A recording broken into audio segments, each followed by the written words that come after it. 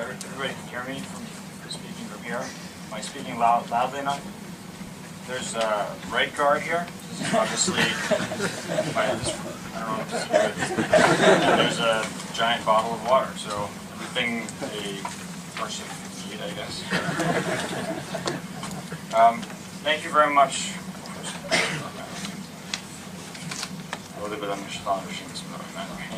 الحمد لله وبه نستعين والصلاة والسلام على سيد المرسلين وعلى آله وصحبه أجمعين.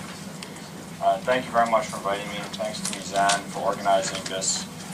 And it's kind of a long-standing ambition of mine, or hope of mine, to be invited to the UK to speak, because my mother did her PhD here in Cambridge, my grandmother did her PhD at Oxford, my aunt did her master's at Oxford, my sister did her undergraduate at St. Andrews, and my family has this long history of coming to the UK, and we have all sorts of Charles and Diana tea sets in our house, and biscuits and things like that, so we kind of live in this,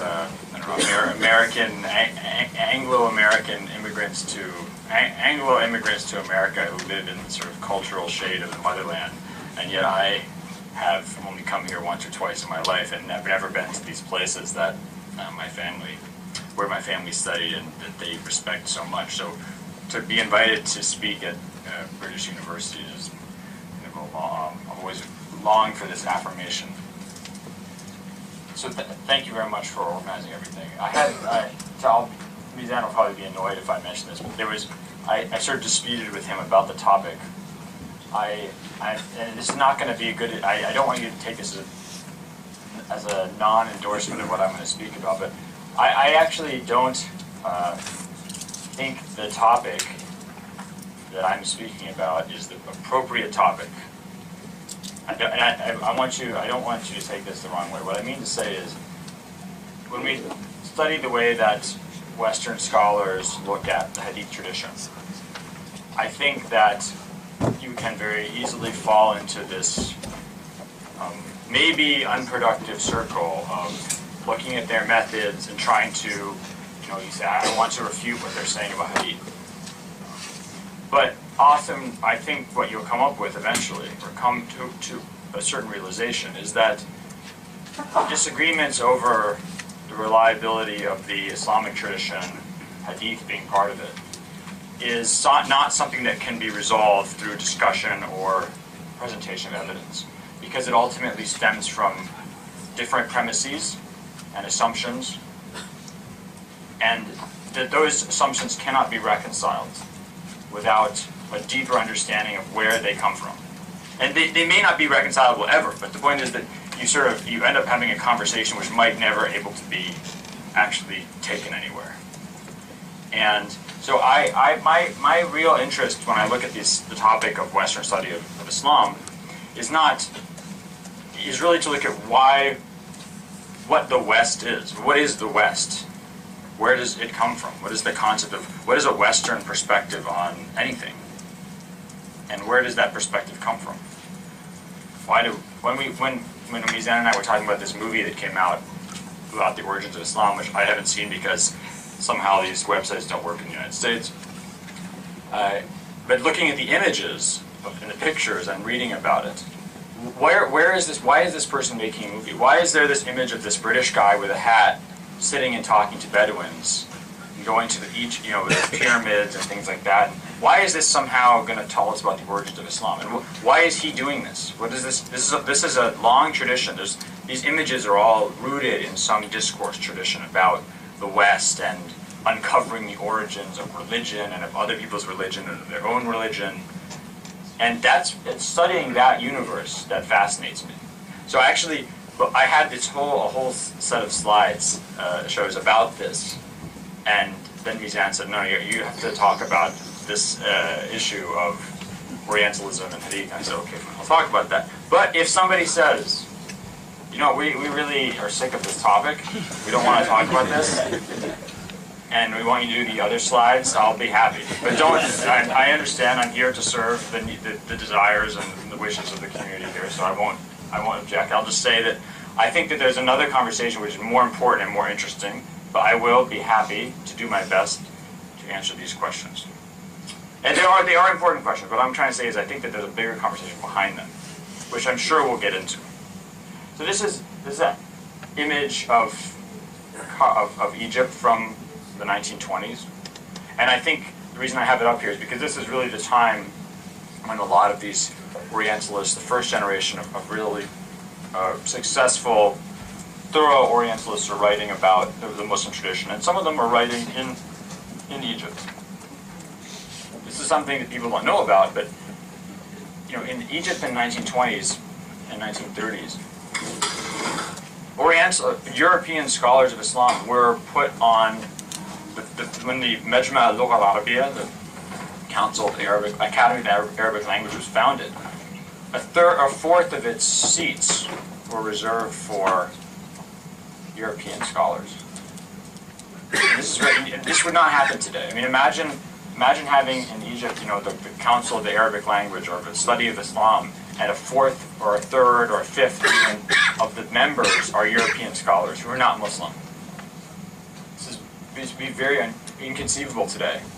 But Orientalists were, at the time, in the early 20th century, and even in the late 19th century, especially in India, they were really looked to by Muslim governments, by modernizing states like Egypt, like the British imperial authority in India, as people who were going to actually tell Muslims how to understand their religion.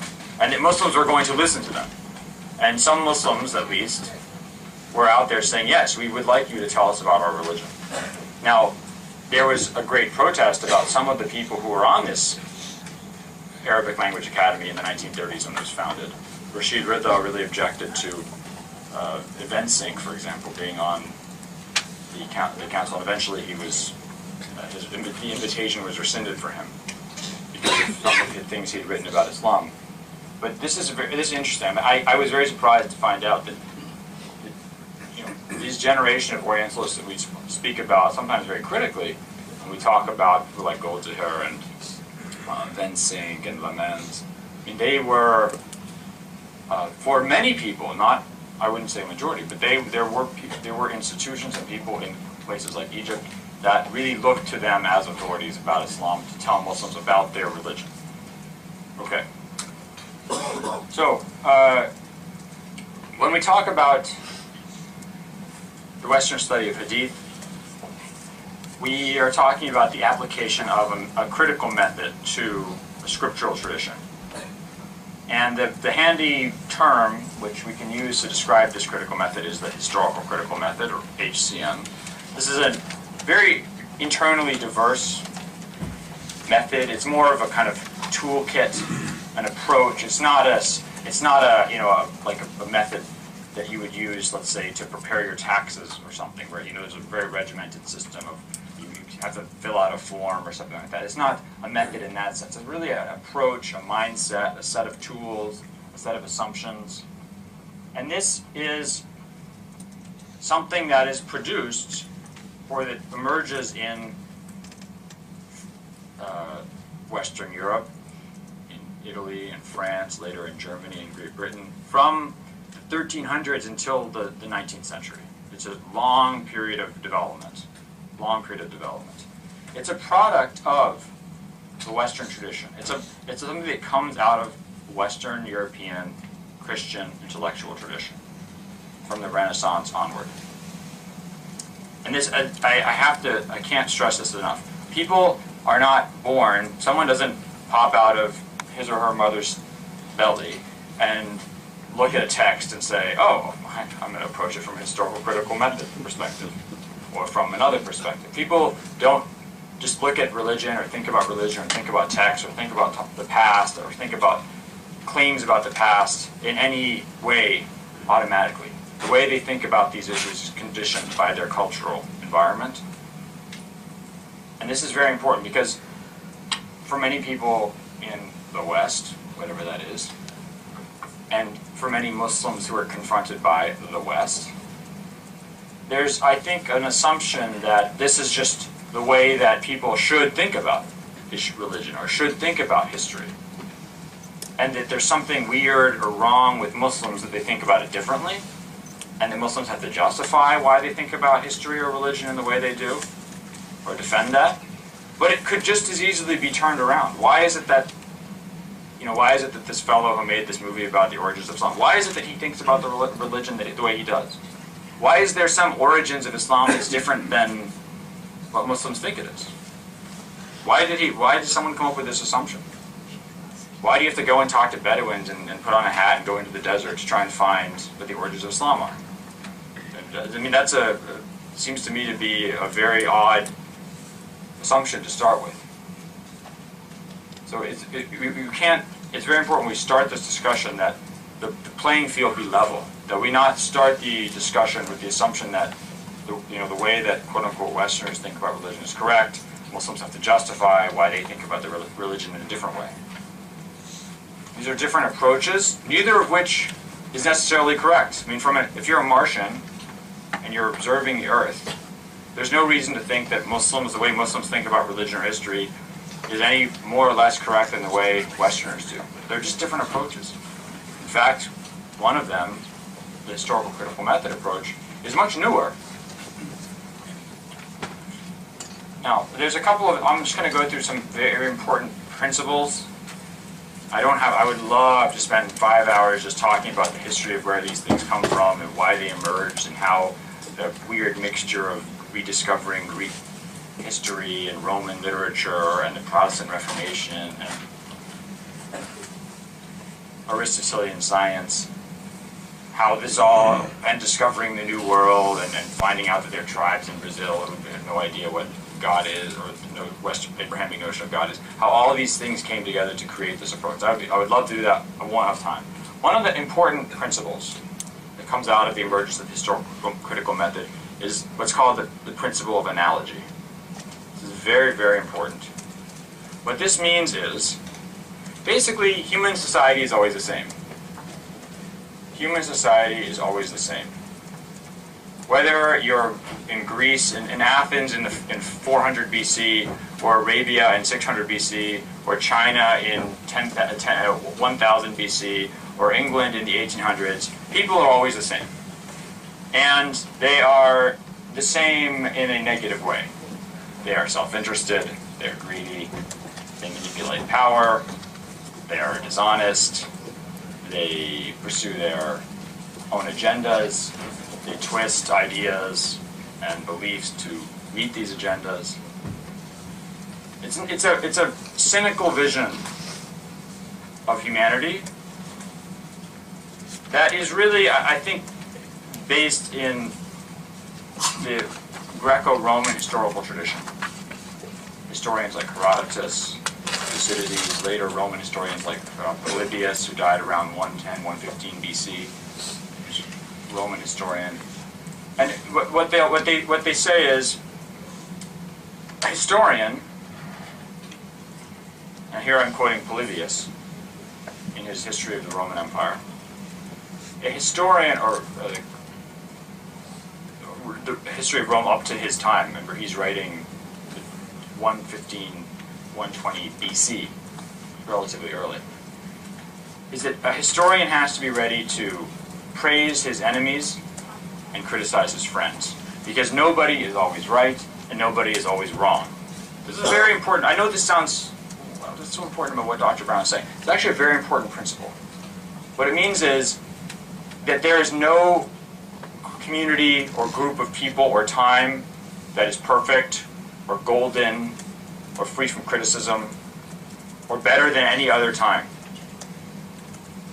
And the Greek and Greco-Roman view of history was a cyclical. There was no beginning of the world, there was no end of the world, there's no better time, there's no worse time. It's just constant circle, circle, circle of fate. The circle of fate, literally, rotem fortunae, the circle of fate. Going over, rota fortunae, going over, around and around and around. Nothing changes.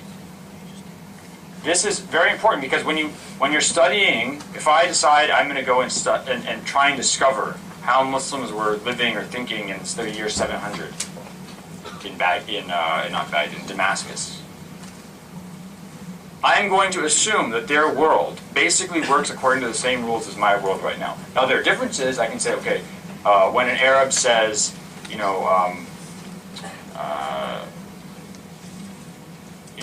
when an Arab says, I verily, this thing is worth a camel to me. I'm just making this up. And say, well, camels aren't very, very valuable today. What does this mean? He doesn't think he doesn't think this thing is important. No, maybe camels are very important to him. So he's saying this is extremely important to me. Right? So I'm not trying to say human beings are always the same in every sense, but adjusted for time and place, adjusted for idiom and language, adjusted for lifestyle, that person will be motivated by the same things that motivate me or anyone else. Is this clear? Now, this is very important because it's completely different in the way Muslims think about their history. Is every time and every place equal? Is there a time and a place that is treated differently in the way we think about it historically? Can anyone think of an example? The time of the Prophet and the companions. Exactly. The Prophet says that the best, Salam says the best generation is the one in which I was sent, then the one after it, then the one after it. And as later scholars, one scholar in the 1300s named Kirmani, who did a famous Sharh of Sahih al-Bukhari, he says, this was a time of the Prophet and the companions who was free of evil. Free of evil. And you can't look at it. You can't look at from the Sunni perspective. From the Sunni perspective, I acknowledge that there's Imami Shiite perspective, there's a Zaydi Shiite perspective, but from the Sunni perspective, you cannot talk about the companions of the Prophet in the same way that you speak about people today. The assumptions about how their community worked, about what motivated them, about their decisions are not the same. Another important principle is the principle of anachronism. Anachronism. An anachronism is something that is out of place in time. It is out of place in time. So, for example, if I said, I'm in England, so I'll use Robin Hood as an example. Robin Hood, I find a text where Robin Hood is using a musket.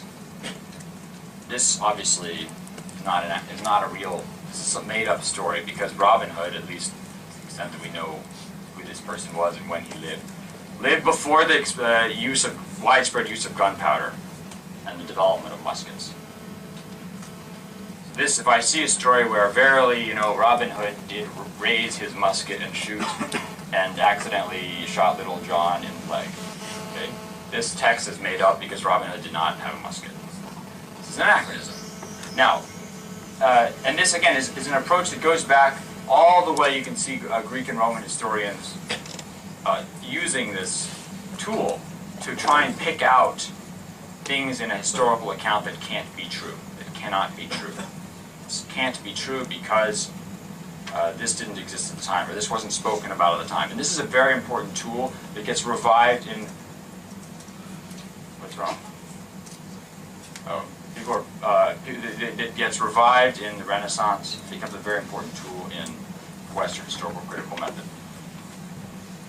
This is very different from the Islamic tradition. Why might this be different? If we come across a report in which the Prophet supposedly says that the Qadariya are the Zoroastrians, the Majus of my community.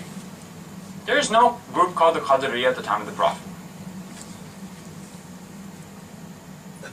So if you're someone who is a Western historian, doesn't believe that Muhammad had any knowledge of the future or anything like that, or any access to divine revelation, this is obviously made up because later there's a group called the Qadariya, and it didn't exist at the time of the Prophet. This was obviously made up later to talk about the Qadariya. Well, if you're a Muslim and you believe that the Prophet could have access to the knowledge of the unseen, that God could inform him about something, then it's distinctly possible that he could predict the future. So this tool doesn't work. It doesn't work when you talk about the Prophet. it can work in other situations,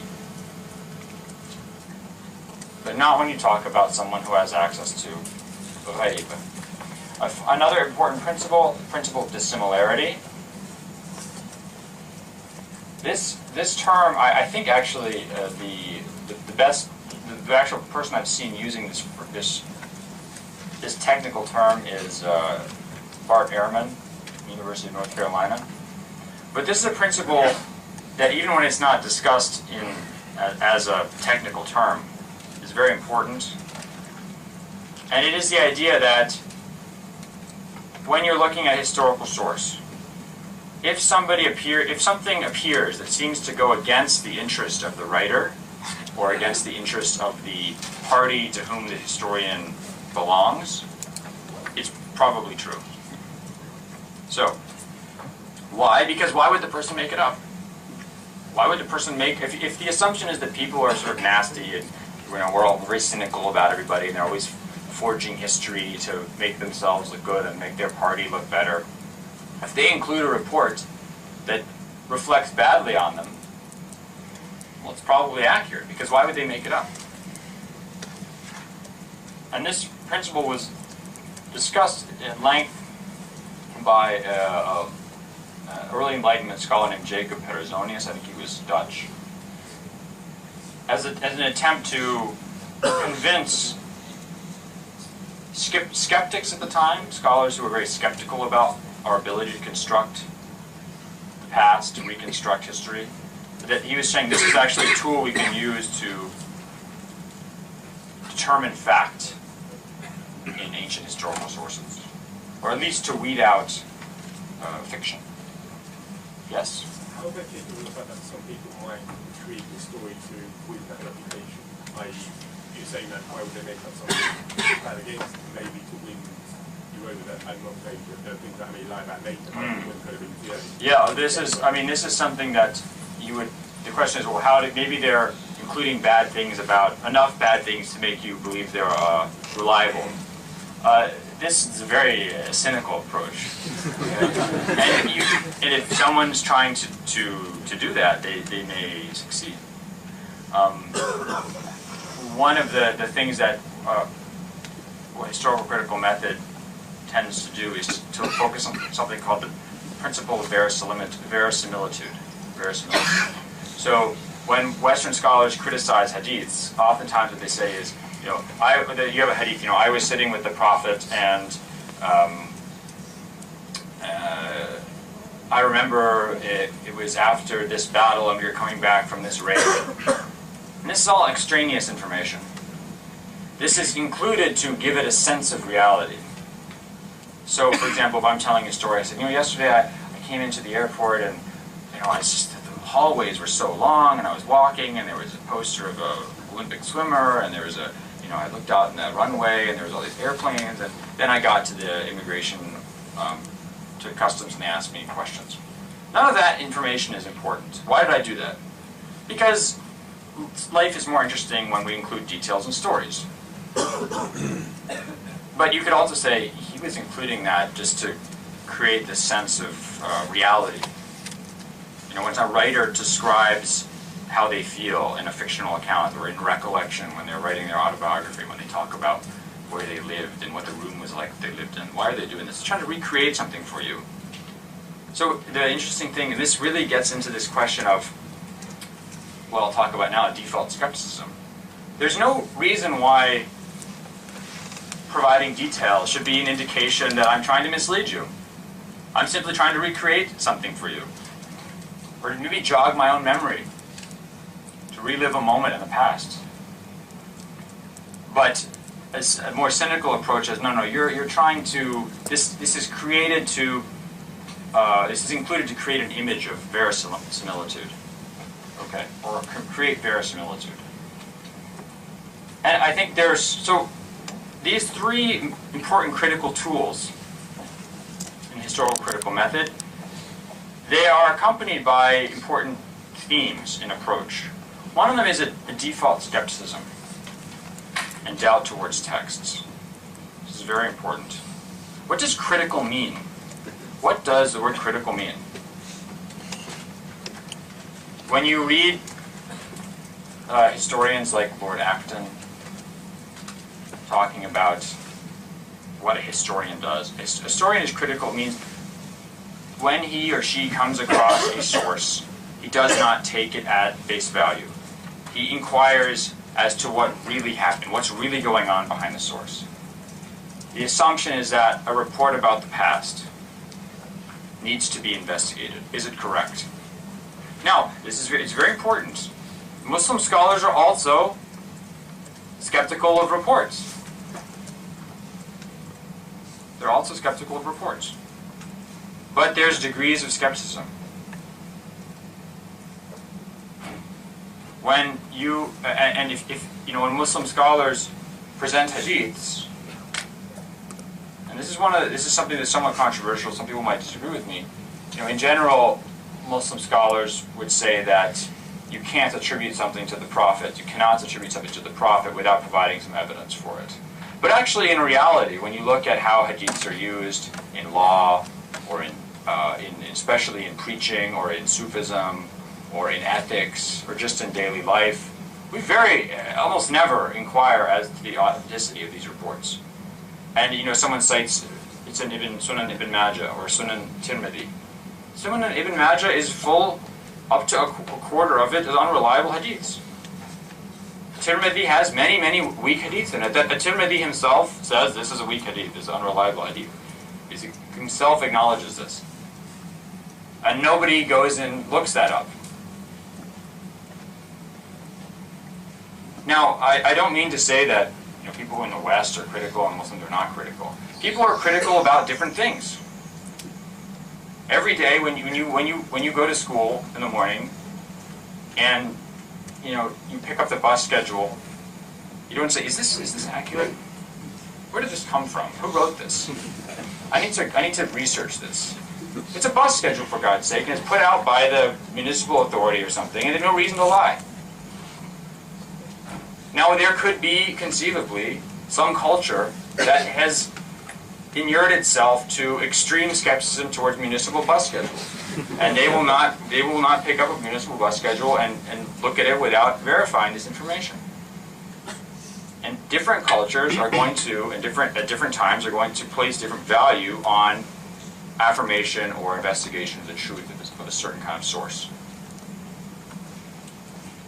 And for Muslims, right? If you go to Egypt or you go to Delhi and you walk into a mosque and someone, the khatib gets up and gives a khutbah and tells you hadiths, the assumption is that these are things the Prophet said. Okay? And sometimes that might be an accurate assumption. Sometimes it's not an accurate assumption. And you have many instances from Ibn al-Jawzi in the 1100s to Yusuf al-Qaradawi in the present time, talking about how they're sitting listening to a khutbah and every single hadith that the khatib uses is forged. Okay? This happens. But the assumption is that this is not the case. And there are many times, coming from the United States, I can tell you, the Americans are incredibly ignorant of their history. And they'll sit there listening to some member of Congress giving a speech, or a president giving a talk, or some historian, or watching a movie about John Adams or something like that, and there'll be all this utter nonsense, historical nonsense. It's not true, but no one will be skeptical of it, because the assumption is that this material is true. Especially if, George Washington was really great, and John Adams was wonderful, and no one's going to go and say, well, is this really true? Is he really a good guy? Did he really say this? This is not something that is an area of skepticism to be indulged in. If someone comes up and starts talking about how Muslims are good or Islam is wonderful, then suddenly everyone gets very skeptical. So people have different triggers for skepticism, yes? But isn't there an underlying assumption that people take authenticity with what you say? Yes, this is an important, your statement about the author or the issuer of a speech is important. The speaker is important. Because if they take the hadith from a scholar they don't trust, they will always trust them. They don't take the same. Who's a scholar? But who's a scholar you don't trust? I mean, do people not trust? I'm just saying, regular Muslim Joe who's not coming to this class. Yes, no, like Ibn al-Jawzi says, you know, العالم عند العامة من صعد المنبر. The scholar, according to the masses, is the guy who gets up on the minbar. What he says is gospel, to mix religious metaphors.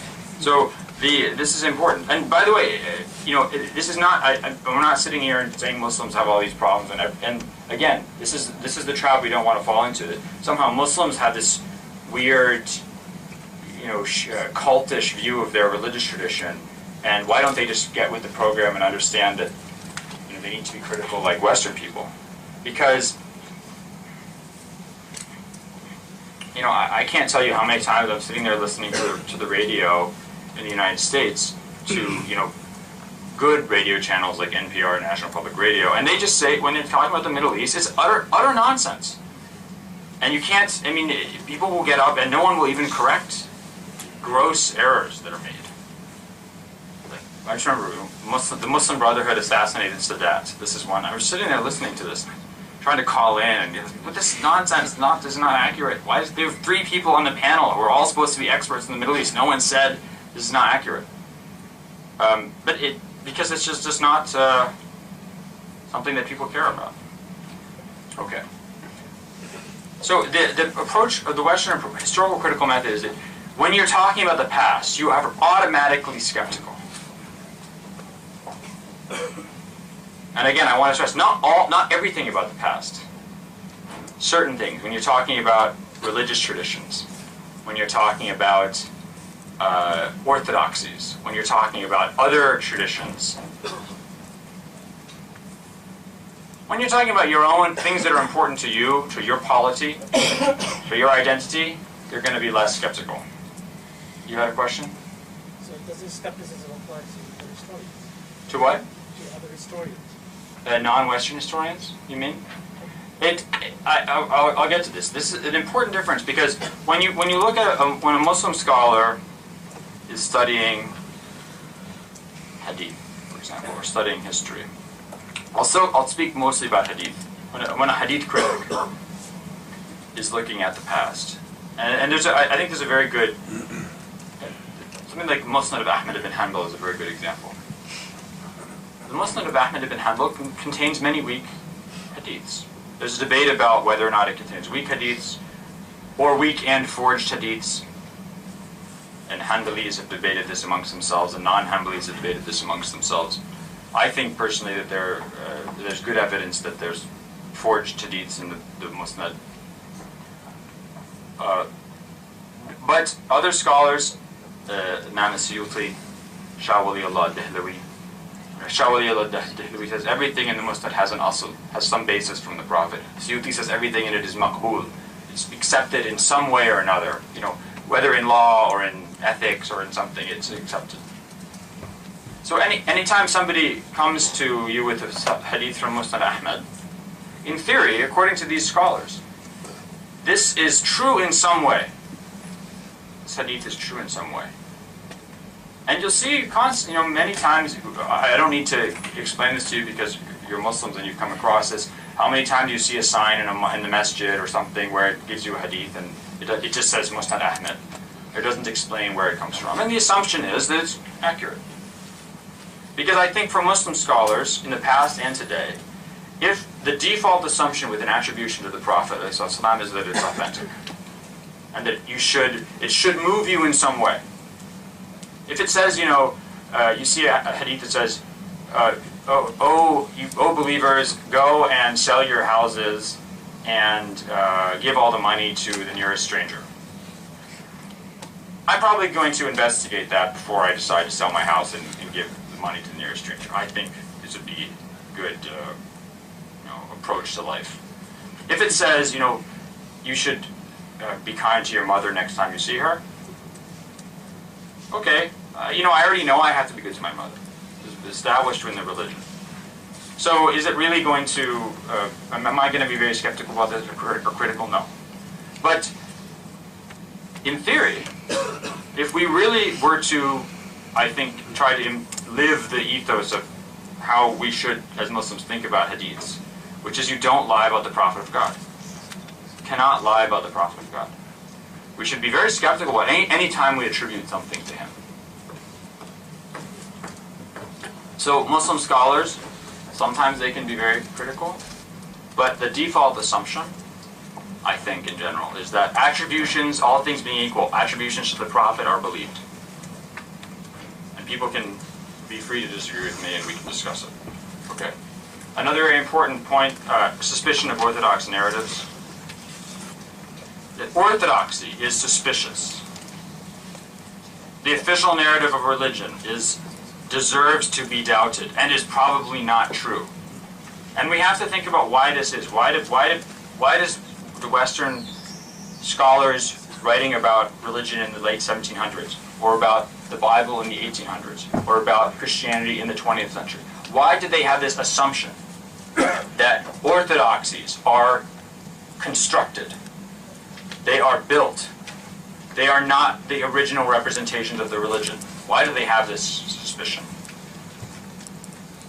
Because this is what they discovered about Christianity. And we can go, I would love to go into the history of how this discovery is made and built on. But they discover that,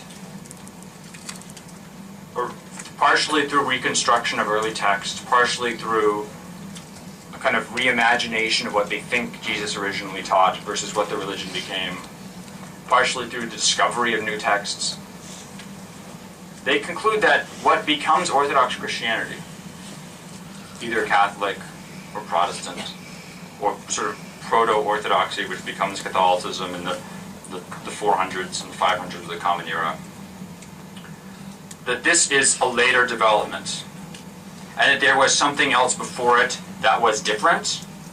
And at least if you think about, if you have this obsession with origins, if you believe that originally what people understood as the religion was the true version, as this fellow who did this movie about Islam believes, apparently. Having not seen the movie, I can't be too specific or too critical. For all I know, it's a wonderful movie. The assumption that the original version is the true version, this is also not necessarily correct. I mean, this is not, there's no reason why that's true, necessarily. If you believe that a religion is defined by a body, like the church, or by the ummah as a whole, as time goes on, it constantly speaks and defines a religion for itself, then the original version is not necessarily the correct one. If it changed, those changes are not necessarily illegitimate. But it's this belief that Orthodox narratives, orthodoxies are constructed, and that they are not the original, correct, true message brought by either a historical figure or a prophetic figure. This is also an important theme in historical critical method. Finally, and I've gone probably on way too long about this, but the belief that scholarly investigation can uncover this true history. That by using our minds, using our critical faculties, applying this method, we can actually uncover the truth of the past. And if we can't uncover it, then we'll come and say, you know what, we can't figure this out, but we certainly know what you think, what the Orthodox narrative is wrong, what you've been told is wrong. We can't necessarily tell you what's right, but we know that what you've been told is incorrect. And if we're feeling optimistic, we can go back and uncover the real origins of something. And then you have lots of Discovery Channel documentaries coming out of this belief, yes? Would you say that suspicion of Orthodox narrative is perhaps similar to the way like Salafi schools also are in history? Is this similar to the way Salafis think about?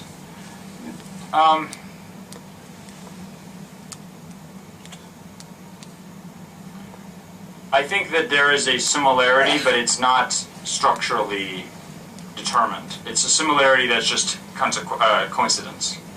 So Salafis would look at, let's say, the way that Islam is understood in the year 1400 in Damascus, with madhabs, rigid people following certain schools of law, like a guild, Sufi practices, and go visiting graves of saints is very important religious practice. They're engaging in speculative theology, and this is important to them too.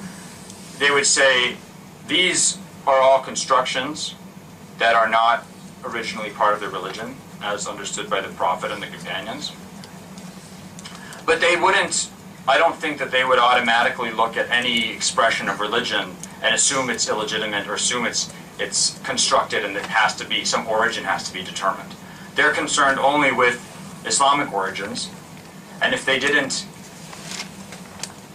feel that some practice was illegitimate or was imported or lacked roots in the early period, they wouldn't be skeptical of it.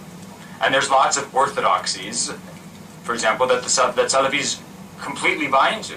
The idea of the rightly guided caliphs. The idea of the Salaf to be, the idea of the Salaf is an orthodoxy. The idea that somehow the early Islamic period deserves to be followed and is more correct or rightly guided than what happens later. This is an arbitrary distinction. I'm not trying to say it's an incorrect distinction. What I'm trying to say is that you don't walk into a room and knowing nothing about Islam and understand automatically that the first 3 generations of Muslims are different than everyone else. This is something that you buy into as an orthodoxy. Does that answer your question? Okay.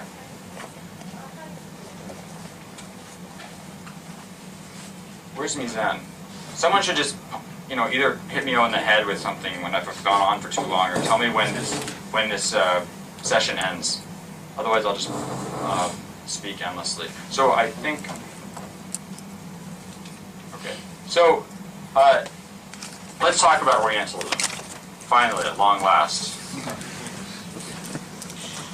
Let's speak about basically Western scholars start studying Islam really seriously in the late 1600s and early 1700s.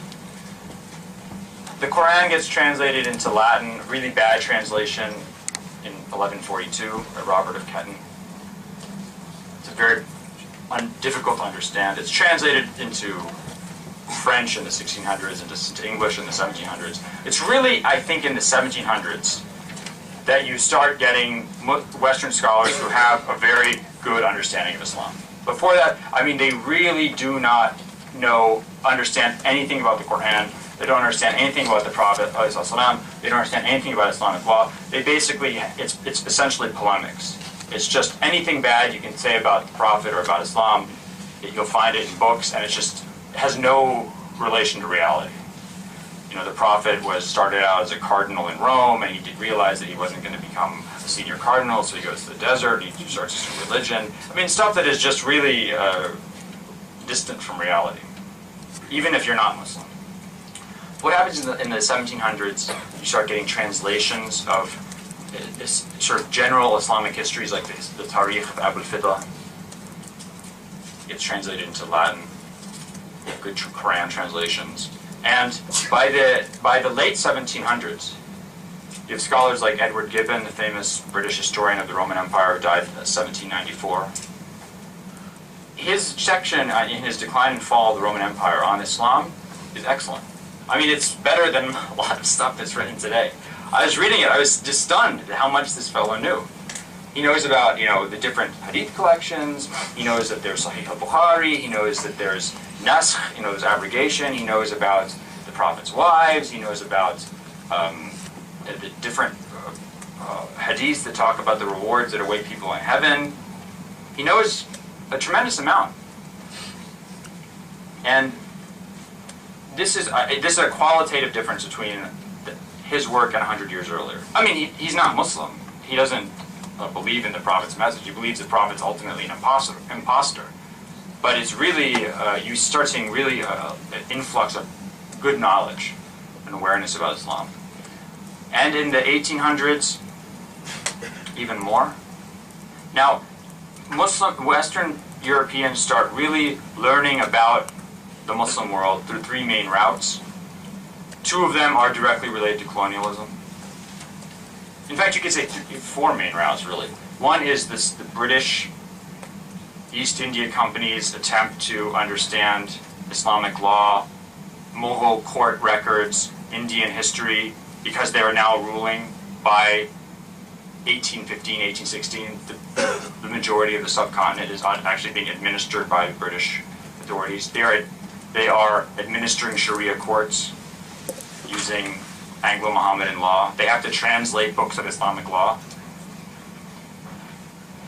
By the way, they're doing exactly the same thing with non-Islamic religious traditions in India as well.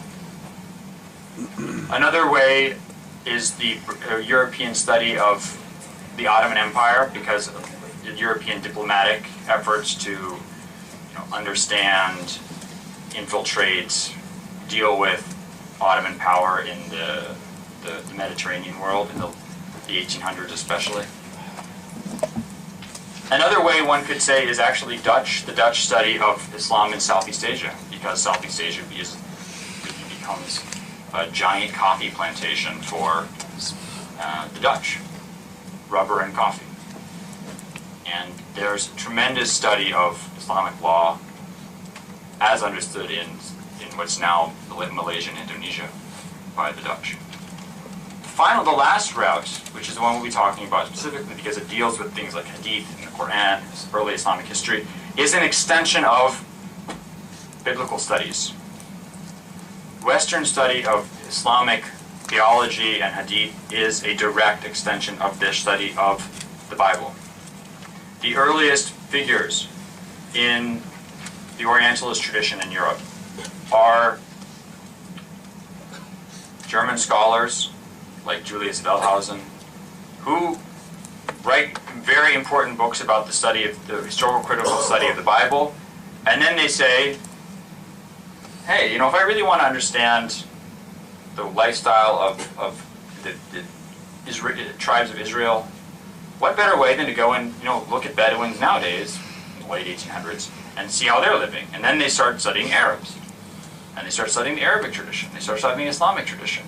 And their study of Hadith and the Quran is just, all it is a transposition of the historical critical study of the Bible onto the Islamic tradition. The assumption is, we did this with the Bible and the Christian tradition, now let's just take it and apply it to the Islamic tradition, which they assume will yield exactly the same results.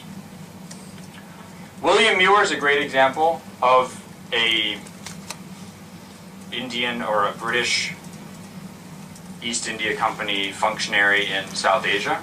He was a major, actually a very important person in the East India Company in the mid 19th century. He was actually in the Agra fort during the rebellion of 1857. And he was sort of sending intelligence reports. He was a very important person in the East India Company and then in the post-1857 administration. He's also one of the most important historians of early Islam. He writes very influential study of the life of the Prophet. And in it you see some themes that will repeat themselves over and over again in the Western study of Hadith. That Hadiths are made up. They're made up to glorify the Prophet. They're made up to promote certain religious agendas, orthodox religious agendas. And a very important point he makes is that Muslims only look at the transmission of hadiths. They don't look at the contents of the hadiths when they're criticizing them to see if they're authentic or not. And that's why they don't see that there's all these anachronisms. They don't see that the hadiths say things that are plainly crazy and scientifically inaccurate. From his perspective.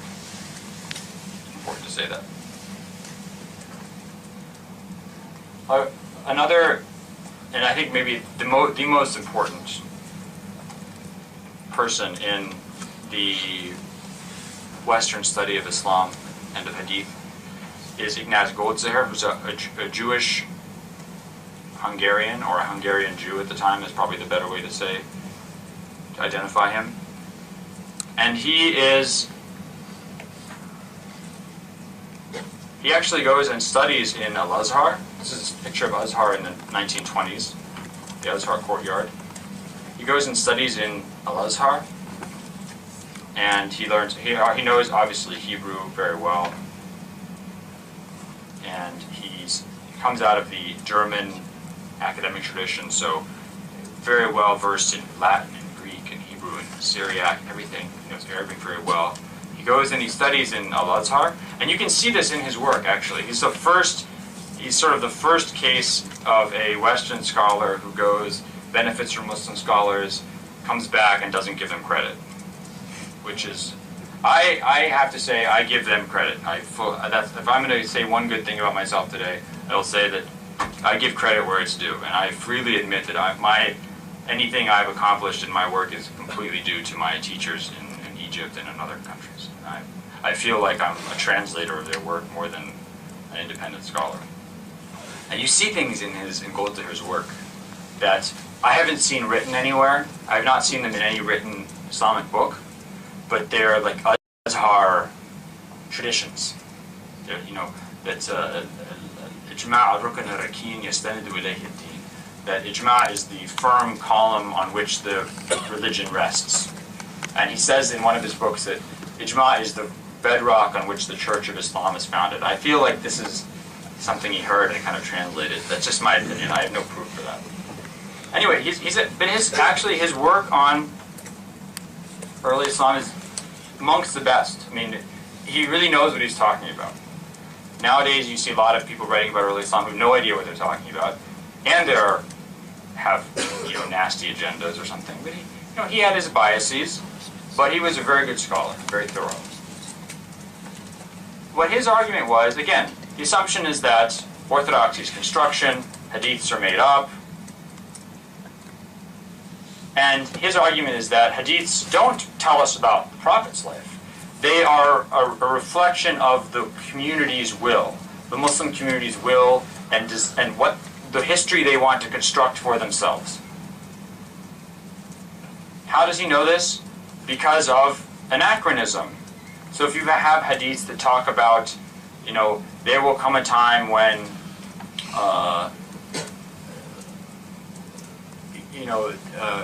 there will be black banners that will come from the east, from Khorasan, and you should join this army because this is the army of the Mahdi.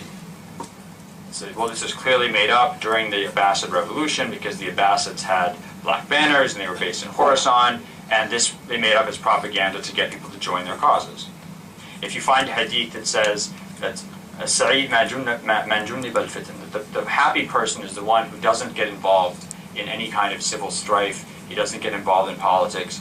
Well, this is clearly concocted by Muslims during the Abbasid period when they're trying to basically get everybody to calm down and not get involved in political strife anymore.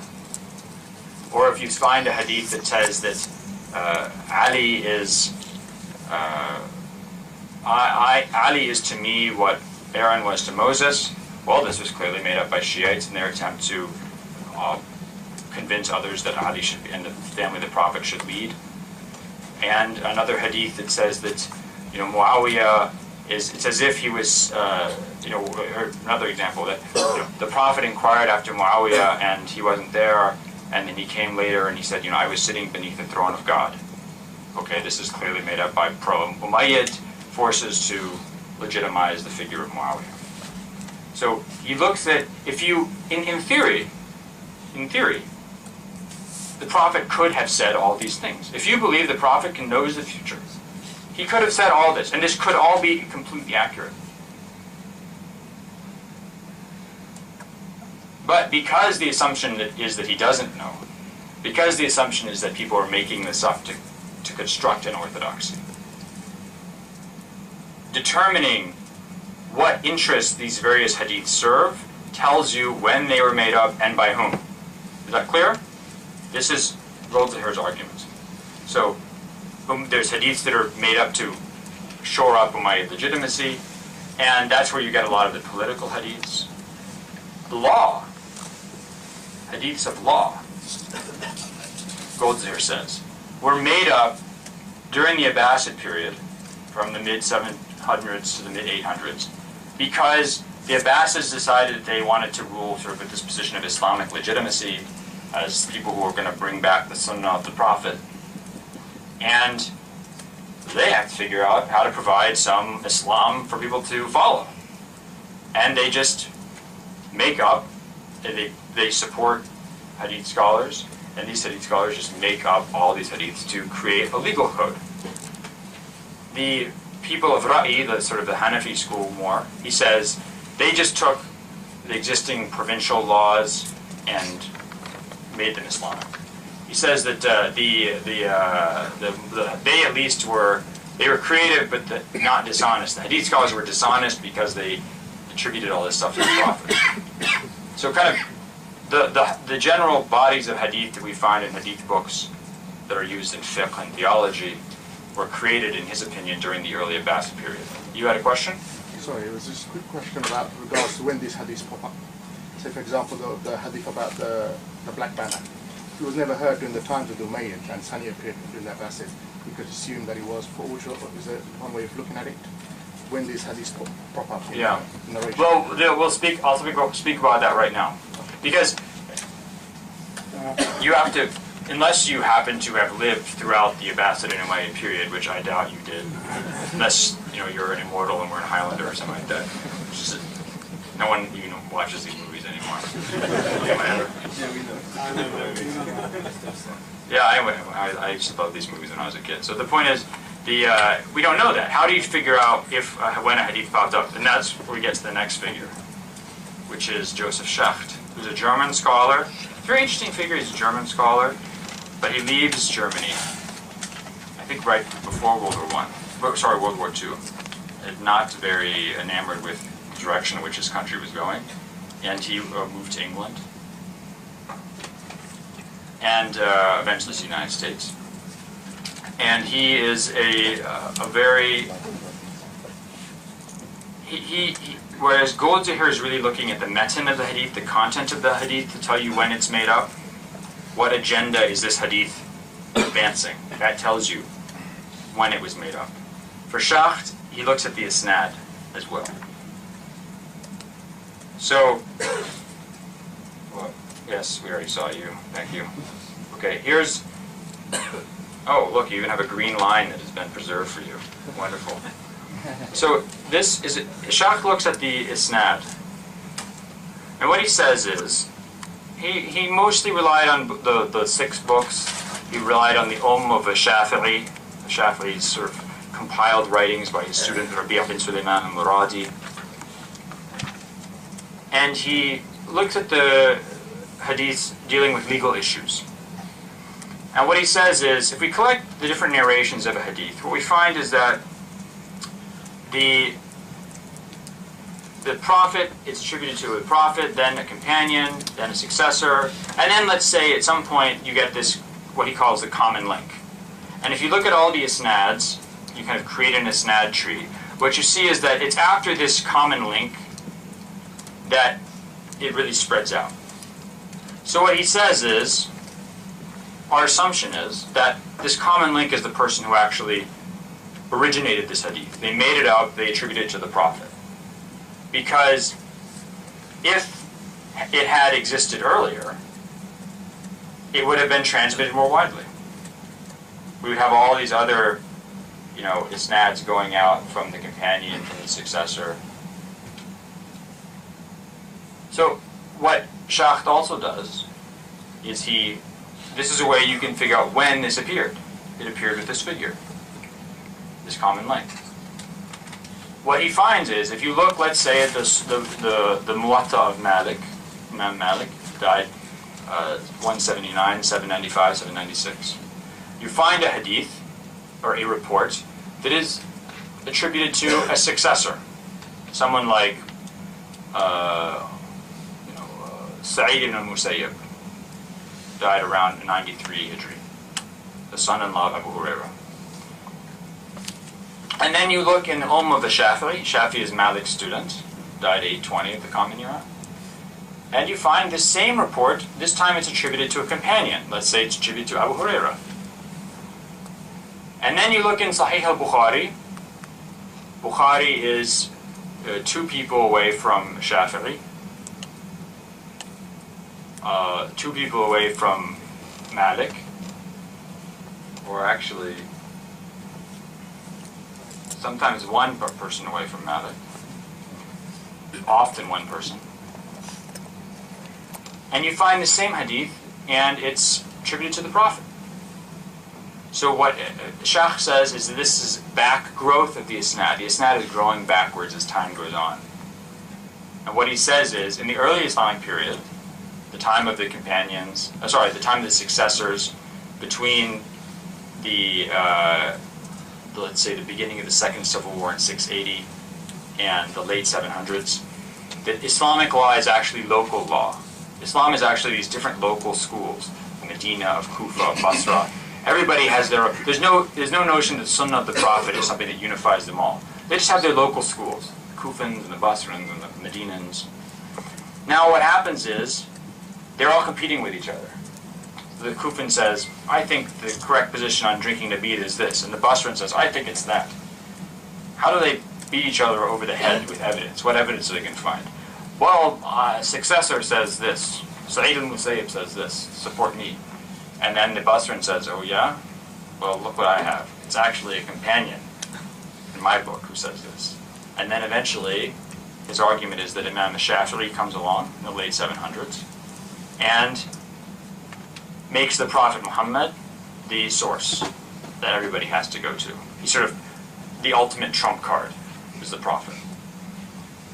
And his argument is that since, if you look at the 6 books, these are the majority, vast majority of their contents are hadiths from the Prophet that go back to the Prophet, they must originate after the time of the Shafi'i in the late 700s. So it's really in the late 700s to the early 800s that the world of hadith that Sunni Muslims know and love is created. It's created as a back projection of what was originally actually local schools of law, opinions of successors, that gets pushed back first to the companions and then to the Prophet. So his argument is that if you come across if you see something attributed to a successor, it is more historically accurate and earlier than something that's attributed to a companion, and more historically accurate and earlier than something attributed to the Prophet. Is this clear? Have I lost anybody? Yes. Looking at early Islam, we understand that Islam spread quite rapidly around the world. We went to India, went to North Africa, etc., etc., and therefore many of the companions even as far as, for example, Cyprus. Isn't it perfectly conceivable? Also, sometimes certain companions had ijazah and ijaza, so for certain hadiths, it was transmitted to them, but it wouldn't be for the lay people. Examples of which Abu Hurairah, I'm paraphrasing here, is I have 2 pots of knowledge. If I was to reveal one pot, I reveal one pot, another pot. If I reveal, you chop off my head. That's just a paraphrasing thing. So isn't it conceivable that hadiths that came centuries later were probably around at the time of the Prophet ﷺ, but they were given to certain people? That's a very good point. These are they're locally limited. Okay, that's an important point, which will be brought to bear on Shacht. Because Shacht's, an important assumption here, is very important, is the idea of an argument e silentio, or out of silence. I think I wrote that down somewhere. It's not on this slide. It should be. E silentio. Sometimes you can get a little pen, and I will write in terrible handwriting.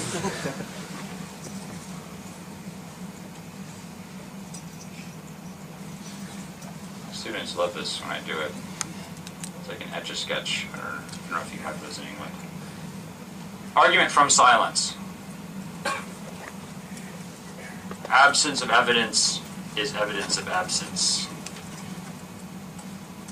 Or as former U.S. Secretary of Defense Donald Rumsfeld said, absence of evidence is not evidence of absence.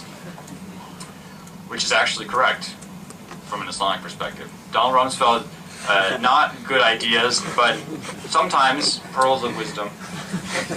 My wife always gets angry when I say that.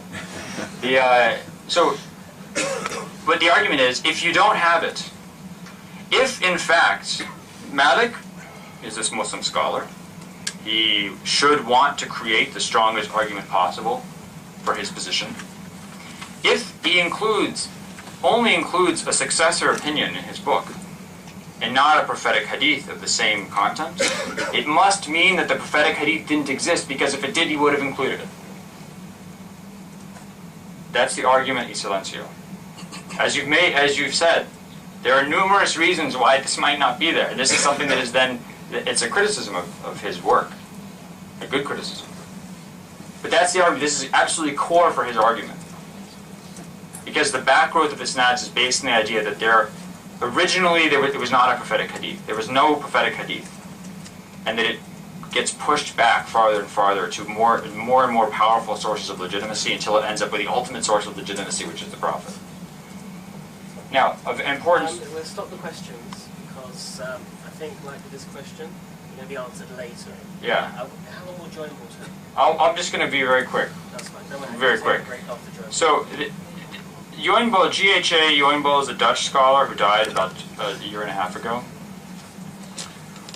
He's a very interesting fellow. His family, actually, the Joinbo family, was a merchant family that was involved in Dutch East India Company and Dutch colonial activities in Southeast Asia. And some of his relatives, the previous generation and the previous generation, were leading scholars of Islam in Southeast Asia. So he comes from a family, really, that proves both, sort of the Orientalist, an Orientalist tradition of studying Islam, but it's also linked to colonial activities. It's very important. So he did a tremendous number of studies of hadith, and he really builds on Shaykh's methods and kind of, yes, we saw you already, and you. Here we go. So here he really kind of elaborates Shaykh's methods more and creates a new jargon for discussing them. So what his argument is, again, the common link is there we go.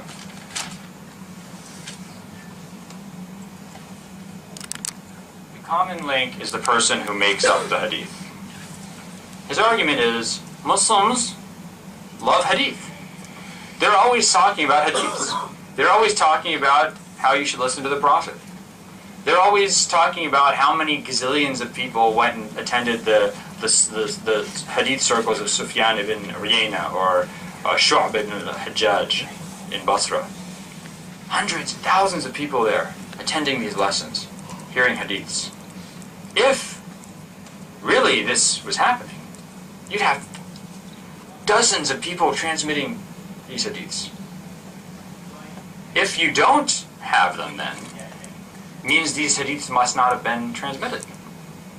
His argument is that if you go back and you construct isnad trees based on hadith collections, those moments of contact, of connection, that are testified to or established by numerous transmissions from that source, those are historically reliable moments of transmission. You can say this happened. The hadith existed. This person actually said this. If you don't have these numerous transmissions from a supposed source, since Muslims are obsessed with hadith and they love attending these sessions and listening and transmitting, if it doesn't happen, then it must not have happened. The hadith didn't exist. So, where are all the people from this companion? Where are all the people who are supposedly transmitting this from the successor? They didn't exist. The hadith wasn't around. This guy made it up. How do we know that? Because we have these other sources. And he talks about partial common links who are figures who transmit the material from that original source. But if we look at hadith collections, let's say Bukhari, Sahih Muslim, Sunan of Abu Dawood, we find there's other material as well. We see, let's say, in the Mu'jam of At-Tabarani, Mu'jam al-Kabir of At-Tabarani, died 360, 971. Abul Qasim At-Tabarani from Isfahan, originally from Tiberias on the Galilee Sea, moves to Isfahan for 60 years and learns 3 words of Persian. Just enough to order out. So, he said, he didn't know very much Persian. This is a mark of pride because he never really got involved in non-Arabic things, enough to say hello and things like that. So, You find an isnad in, let's say, Tabarani's. It doesn't go by this route, via this common link. How do we explain this? Now, according to Yoinbol's method and Shach's method, is this a historically reliable transmission? Does anyone have an answer for that? No. Why not? You don't have the numerous transmissions. Exactly. This is just made up, because if it were real, you'd have all these people coming out of this transmitter and this transmitter. So this guy made it up. Why did he make it up? He wants his own isnad. He wants a shorter isnad. Or he wants to help in this great conspiracy to make this hadith seem more reliable. He calls this a dive isnad that kind of dives in around the side. And sometimes you'll have a hadith that doesn't have a common link. It's just a bunch of single strands. He calls those spiders. And those for him are not, you can't establish them as existing at any time, basically, until the collection in which they're found. Now, a very important position of Yoinbol. Okay. Is that, and it's implicit in Shacht, it's explicit in Yoinbol, is that, in effect, all hadiths are made up. I mean, you know, you can, if this is your criteria, if these are your criteria for determining when a hadith enters circulation, that it happens with a common link. And if the common link is always someone who's, let's say, a successor or beyond. For Yoinbol, he says that these people usually exist in the early, 700 to 720, 700 to 730 of the Common Era. This is when hadiths are made up. There are no, in effect, reliably authentic hadiths of the Prophet. And he has an article on the famous hadith of Man kadhaba alayya muta'ammidan falyatabawwa maq'adahu min an-nar. Whoever lies about me, misrepresents me intentionally, let him prepare for himself a seat in hellfire. He has an article on this in which he shows, according to his methodology, that it cannot be established as going back to the Prophet. So if this hadith, which is for Muslims the most authentic hadith, between 60 and 100 companions transmitted. Tabarani has a whole book on the people who transmit this hadith. If this is not reliable, then nothing is. There is no reliably establishable hadith of the Prophet. So what you have, what the hadith tradition is a gigantic conspiracy. Muir had been critical. He says, he looks at Bukhari and he says a third to a half of this book is nonsense. But the rest is, the Prophet had to say something. And it's generally reliable. With Gold Zahir, you have skepticism. You have a hadith, if it seems to support some agenda, you take it out. That's something made up later. But this idea implicit in Shah, explicit in Yoinbol, is that nothing in the hadith tradition is really representative of something the Prophet actually said. Okay, I will end there. We'll start next time. Yeah, we'll just take a short refreshment break. 10 minutes, please. Probably prompt that. Thank you. Some of these, we're going to do, those who do registration a bit later, and also I'm going to need every